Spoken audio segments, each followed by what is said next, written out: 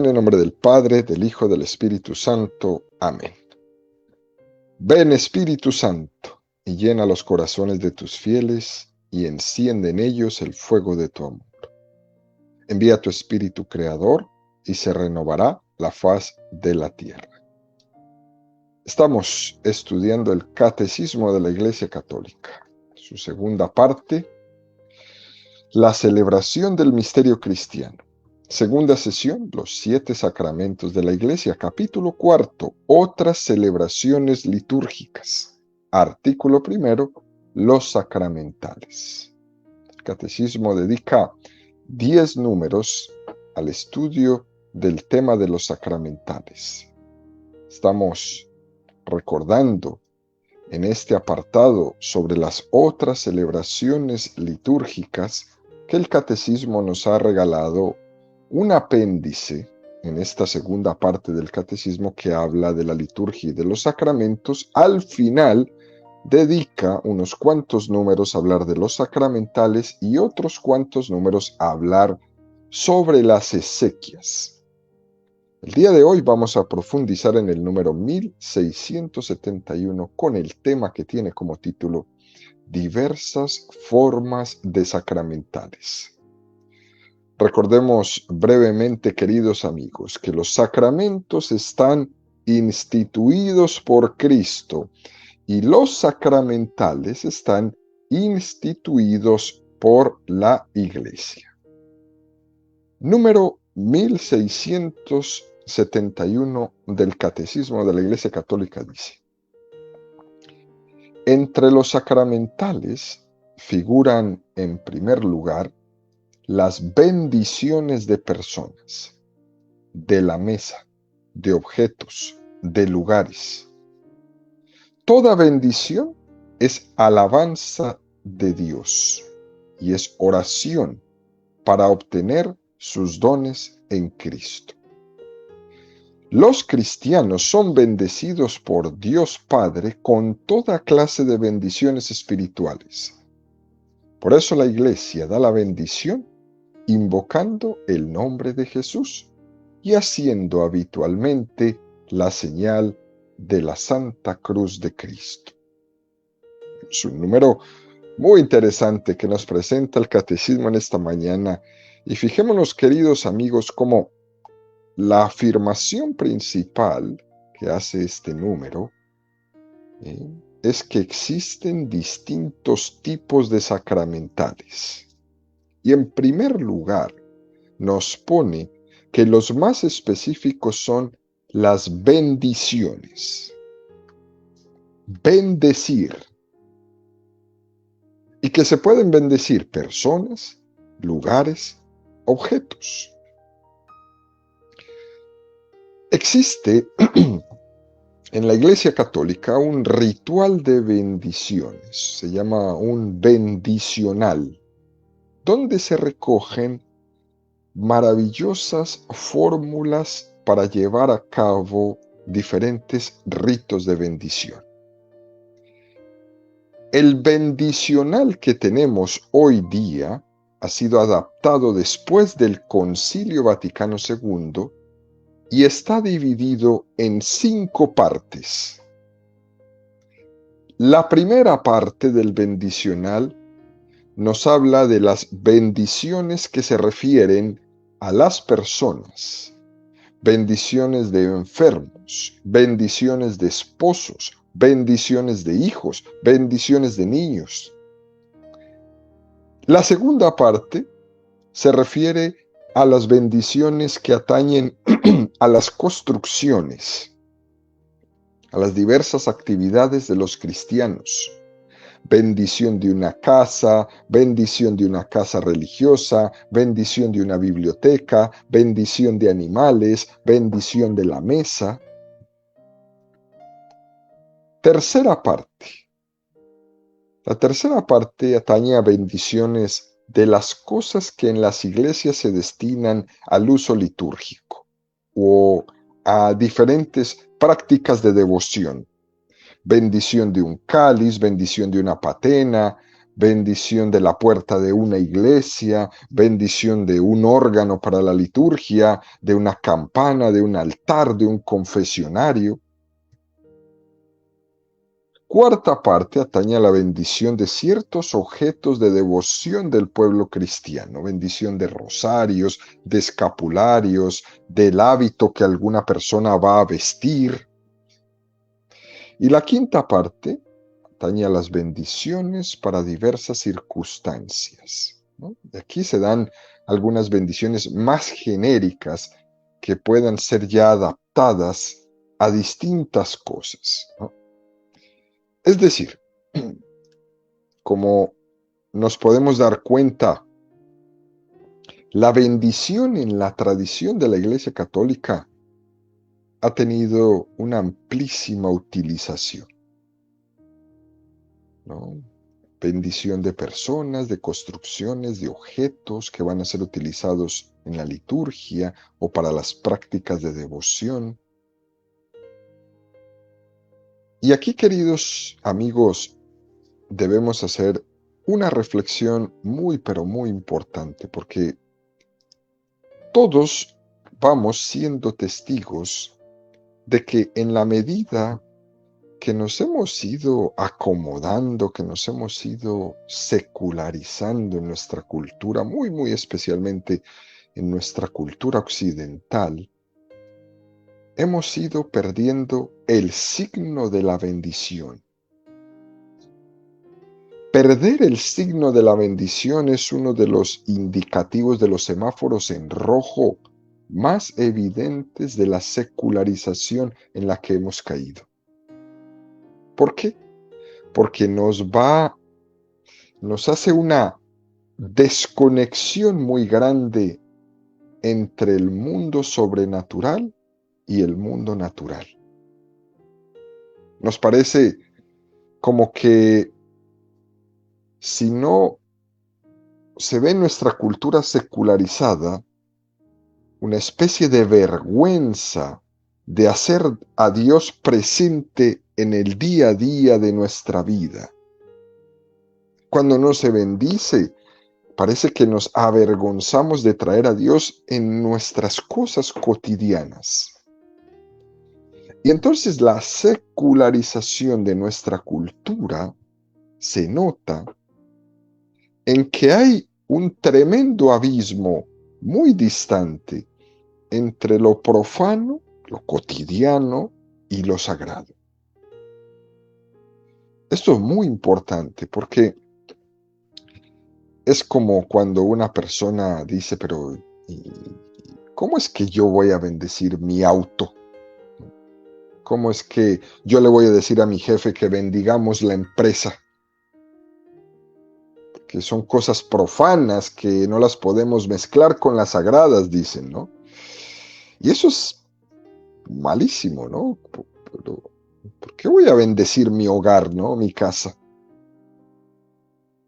Y eso precisamente es lo que quiere esta cultura de secularización en la que hemos caído. De ir elaborando en nuestro entorno una imagen de Dios que sea muy lejano, muy distante, al cual no se tiene acceso. Y entonces, pues, ¿para qué? Las personas secularizadas son las que normalmente dicen que creen en Dios y que algo habrá que haya creado este mundo, ¿no? Pero ese algo habrá que dicen ellos, con eso ya lo han dicho todo, porque decir algo habrá, eso suena como algo lejanísimo, ¿no? Distante, que no le toca en lo más mínimo. Ese algo habrá por ahí, no es un Dios Padre, tampoco que creo que sea providente de todo, que está cerca de mí, que está cerca de mis hijos, que me acompaña cada día y que me bendice. No, ese algo habrá no significa absolutamente nada de eso. Es una lejanía. Ese algo habrá es terrible. Porque algunas veces las personas lo dicen, y no de mala intención, incluso de buena voluntad, pero es terrible. Porque la secularización nos ha ido llevando nos ha ido empujando a un progresivo distanciamiento, hasta el punto de que las bendiciones en nuestra cultura ya incluso parecen como una especie de reminiscencias de una religiosidad primitiva, como si fuéramos nosotros un indígena por allá de hace 1700 años, ¿no? Incluso le dicen, eso es cosa de viejos. Incluso otros, de una manera muy ridícula, dicen, eso es cosa de niños. Nosotros los adultos no hacemos esas cosas, ¿no? Y se jactan de decir eso. La secularización ha hecho que a muchos de nosotros nos parezca una vergüenza el hacer a Dios presente de una manera tan sencilla, tan inmediata en nuestra vida cotidiana. Y nos da vergüenza, y vergüenza en serio. Hoy en día, incluso en cosas tan mínimas, tan simples como, por ejemplo, darle vergüenza de bendecir la mesa cuando está comiendo con conocidos, con sus mismos familiares. ¿Eh?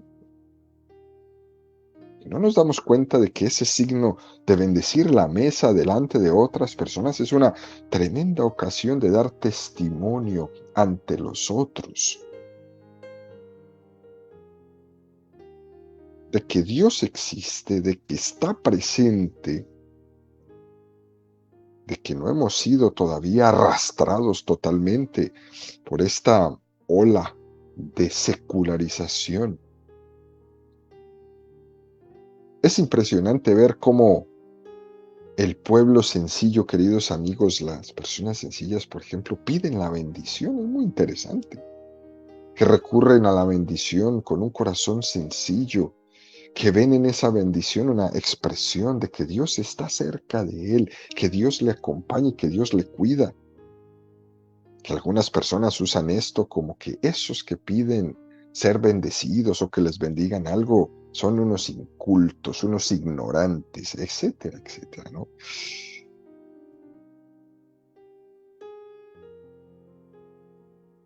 Cuando he tenido la oportunidad en algún momento de mi vida de visitar una cárcel con algún amigo sacerdote, es impresionante ver, por ejemplo, cómo los presos piden la bendición, ¿no? Dice, Padre, bendígame. Y se ponen de rodillas incluso, ¿eh? Con una devoción, un delincuente a lo mejor, ¿cierto? ¿No? O sea, no sé, está en la cárcel por algo, ¿no? Eh, y se ponen de rodillas para recibir la bendición. O en todos mis años de peregrino, en todos esos lugares donde hemos estado, ver las personas cómo se acercan a nuestros directores espirituales y donde sea, ¿no? En el atrio, en la explanada, en la calle. Padre, ¿me puede bendecir? ¿Puede bendecir a mis hijos? ¿Me puede bendecir esta imagen, este rosario? Simplemente por estar caminando. Nosotros a veces somos tan complicados, tan secularizados, que llegamos hasta rayar con esa vergüenza de nuestra propia fe. Llegamos incluso a sustentar con nuestras actitudes que nos avergonzamos de que Dios esté presente, de que Dios existe. Y nos conformamos con nuestras actitudes de pensar que por ahí algo existirá, pero allá muy arriba, ¿no? Pero no funda la realidad de mi vida. Está en la estratosfera, pero no aquí en mi hoy. Y es interesante rescatarle a todo este tipo de personas que Dios es quien funda las cosas. Es decir, que las cosas están sostenidas en Él. Él las sostiene. Mi trabajo está sostenido en Él. Porque cuando trabajo estoy prolongando la obra de la creación, en la que el Señor fue el que dijo, creced, multiplicaos y dominad la tierra. No es mío. Yo solamente cuando trabajo lo que estoy haciendo es prolongando la obra de Dios. Y por eso bendigo mi trabajo. Por eso el agricultor bendice sus campos. Por eso el comerciante bendice las semillas que vinieron de esos campos. Es tomar conciencia de que el trabajo que hago es una prolongación de esa obra de la creación. Es aprender a tener una lectura religiosa desde la fe de todas las cosas en mi vida, sin permitirme dejarme bombardear de esta secularización que lo único que hace es dividirme. Lo único que hace es trazarme unas fronteras que son irreales entre Dios y yo, entre lo sagrado y lo profano en mi vida, porque es una frontera falsa, es una mentira, pero que se vende como una gran verdad en un mundo de sabios y de intelectuales y de sabelotodos que terminan, como dice San Pablo, jactándose de todo lo que saben. Se volvieron imbéciles porque se olvidaron del creador de todo. Dios lo sostiene todo. Todo está sostenido en Él, desde mi trabajo, desde mi ocio, desde cualquier cosa está sostenido en Él. Y por eso la bendición. La tradición católica de bendecir es una tradición hermosísima y antiquísima. Es una confesión de la conciencia que tenemos los católicos de la presencia de Dios en todo. Y por eso, si me he olvidado un poquito, esta será una gran oportunidad de volver a nuestras raíces.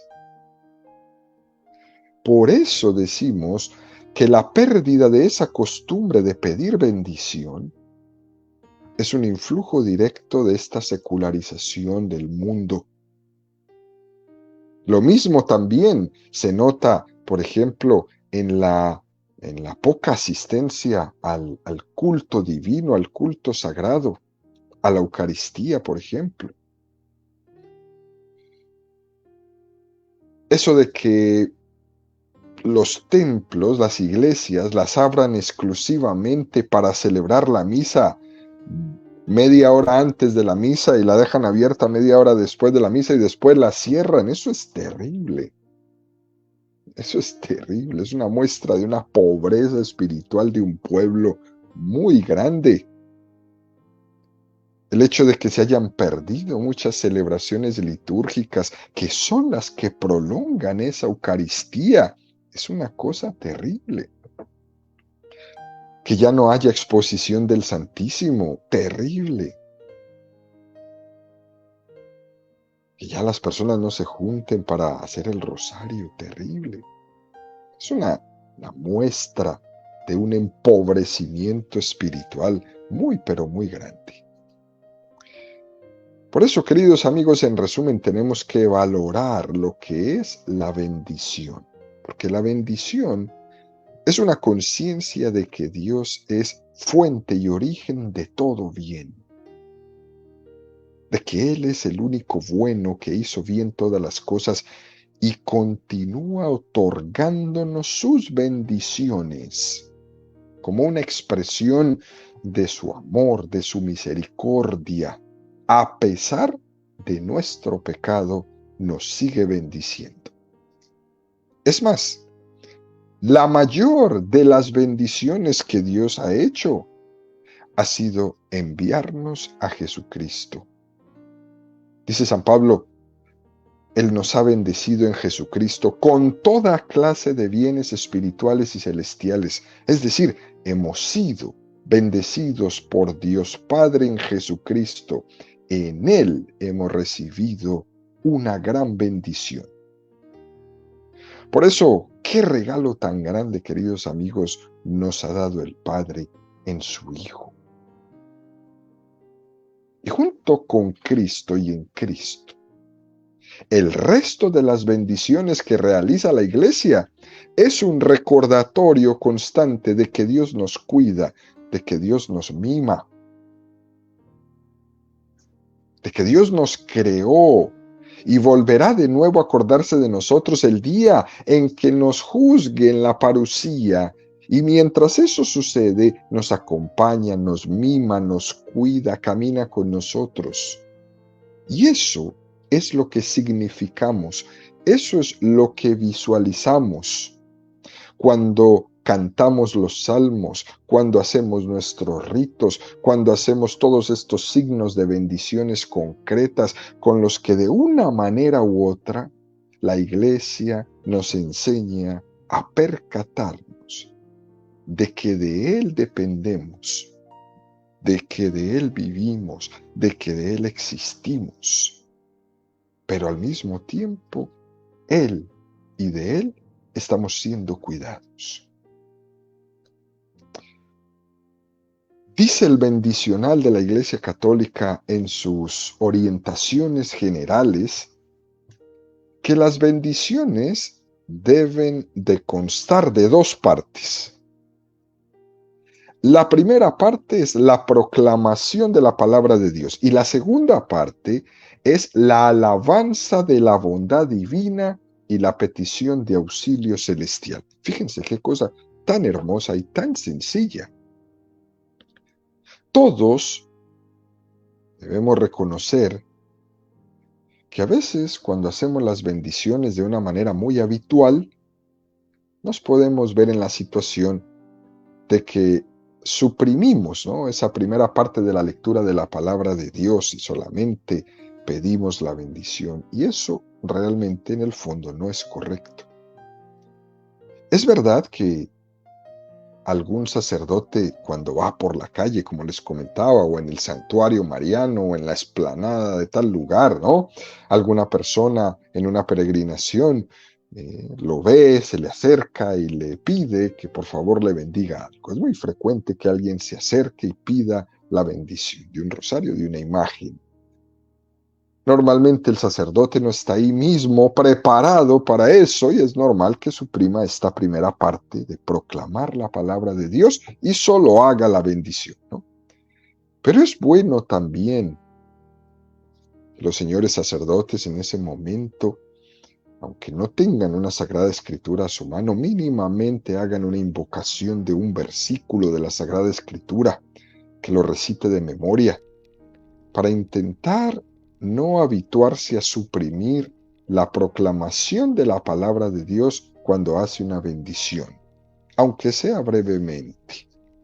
Y después bendice. Ahora bien, cuando la bendición se hace en un contexto que no sea la calle, el santuario mariano ahí de camino, como por ejemplo es ya en la parroquia de una manera más tranquila, se debe procurar buscar una lectura concreta de la palabra de Dios para iluminar esa bendición de una forma más solemne. Ahora bien, la segunda parte de la bendición es la alabanza de la bondad divina y la petición de auxilio celestial. Fíjense qué cosa tan hermosa.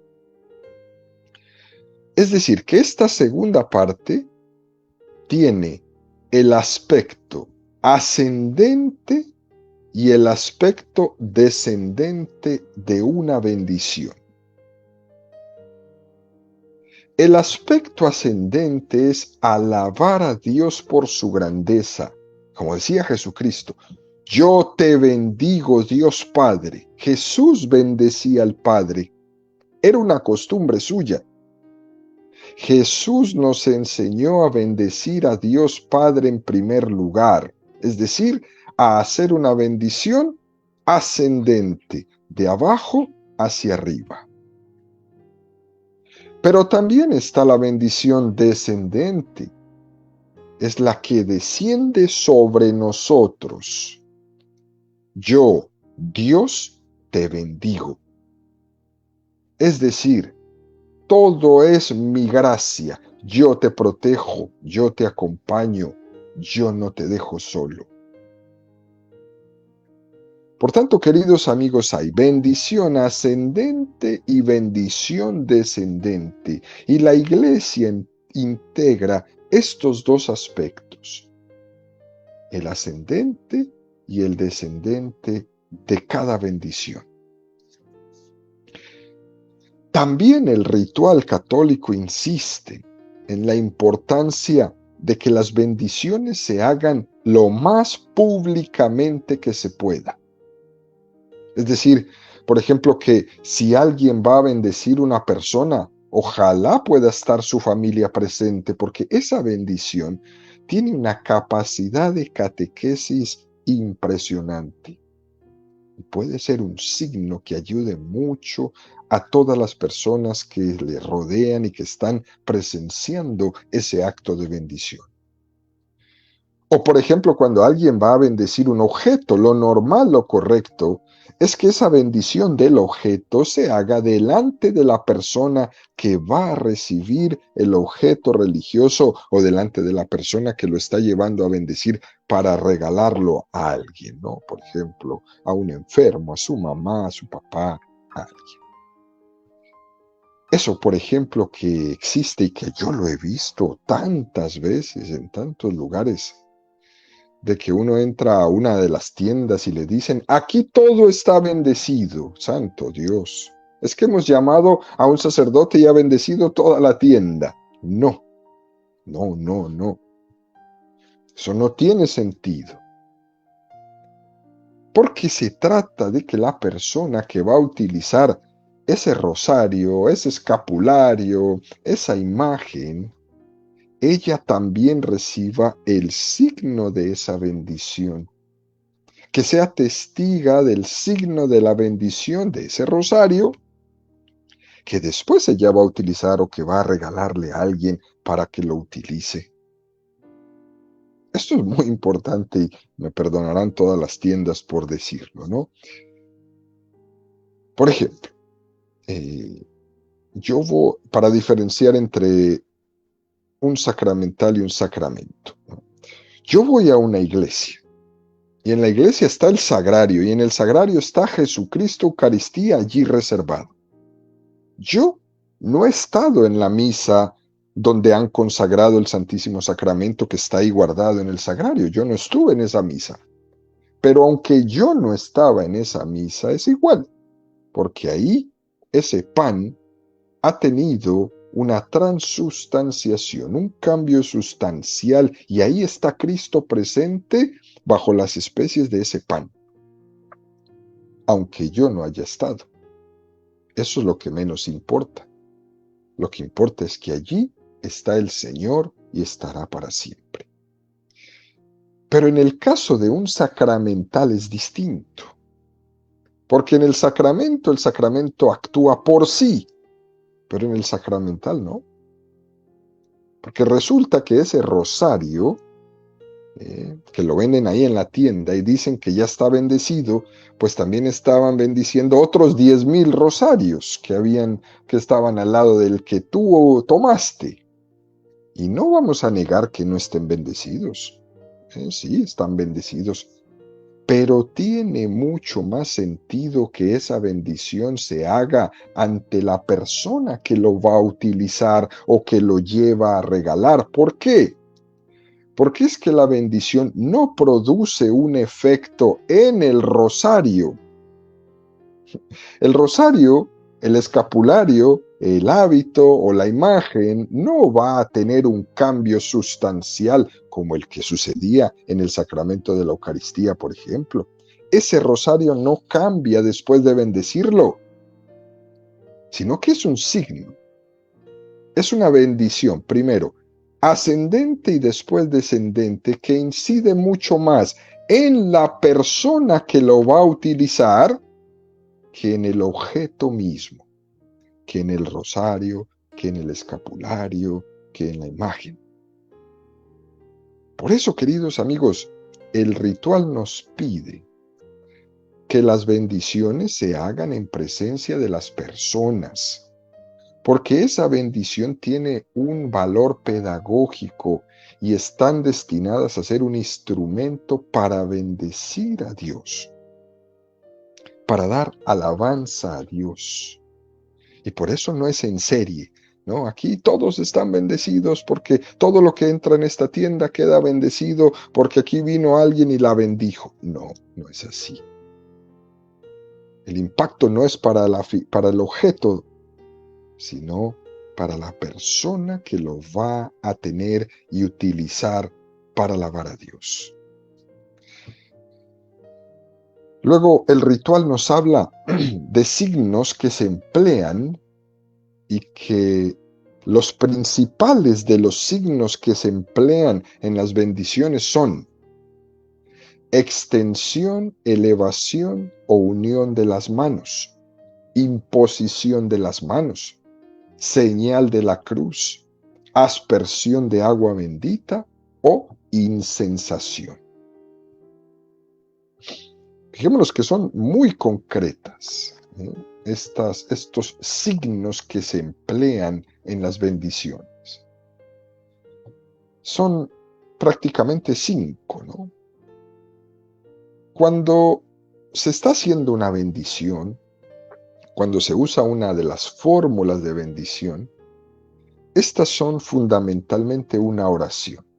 Por ejemplo, el ministro de la bendición va a extender las manos, o va a elevar las manos, o va a juntar las manos, o puede elevarlas al cielo, o las pone juntas en sentido de oración. Pero también nos dice que entre los signos de bendición ocupa un lugar muy, pero muy destacado la imposición de las manos sobre la cabeza, así como acostumbraba a hacer Cristo, que se lo dijo a sus discípulos: impongan las manos a los enfermos y quedarán sanos. También hoy día la iglesia impone las manos para bendecir sobre la cabeza, por ejemplo, a los enfermos. Es una bendición sin entrar en que esa imposición de las manos sobre la cabeza del enfermo sea el sacramento de la unción de los enfermos, que es diferente. También nos dice que una antigua tradición de la iglesia propone hacer el signo de la cruz. Al bendecir a alguien, se le haga el signo de la cruz con los dedos, por ejemplo, en su frente o en sus manos, ¿no? También nos propone que algunos ritos se utiliza la aspersión de agua bendita.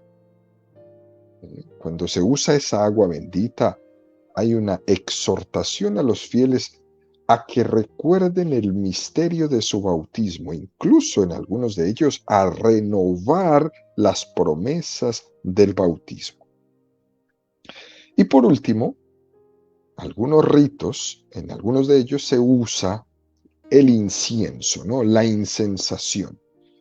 Sobre todo cuando son los sacramentales que de alguna manera son ritos más solemnes, ¿no? En una bendición más solemne se suele utilizar el incienso. Es decir, que los signos principales de los que la iglesia se sirve para realizar estos sacramentales de las bendiciones son la extensión de las manos o elevación o unión de las manos, la imposición de las manos sobre la cabeza, la señal de la cruz, la aspersión con agua bendita o la incensación. Algunas bendiciones me parecen a mí que son hermosísimas y están ahí en el bendicionario católico. Y son importantes, queridos amigos, que nosotros rescatemos estas bendiciones y las utilicemos más, porque nosotros hemos sido bendecidos y debemos bendecir. Y el catecismo, la iglesia, nos regala todas estas bendiciones para que las utilicemos como una capacidad tremenda para evangelizar, ¿no? Me parece que a veces consideramos las bendiciones como si fuera eso que decíamos hace un momento, una reminiscencia de una religiosidad primitiva, algo por allá de los antiguos.